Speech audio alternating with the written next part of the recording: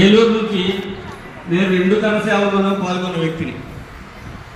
మొదటి కరసేవ అనుభవాలు చాలా ఉన్నాయి.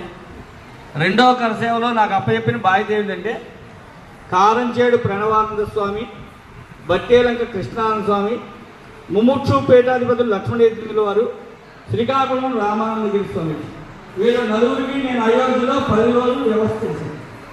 దురదృష్టం ఏంటంటే లక్ష్మణేంద్రుల వారు చివరి రోజుల్లో బాబ్రీ కట్టడం కూల్ చేసిన రోజున ఆయన చేసినటువంటి శివతాండం గురించి వర్ణించడం అద్భుతం. చాలా సంతోషంగా డ్యాన్స్ చేశారు. అదే రోజు ఆయన అనారోగ్యంతో కూడా మొదలుపెట్టారు.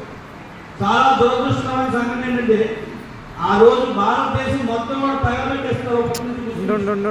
ఆ పరిస్థితుల్లో మిలిటరీ వాళ్ళు ఆయనకి ఎనగా ముందు సెక్యూరిటీ ఏర్పరిచి అలహాబాద్ తీసుకొచ్చి అలహాబాద్లో ట్రైనింగ్ ఇచ్చి విజయవాడ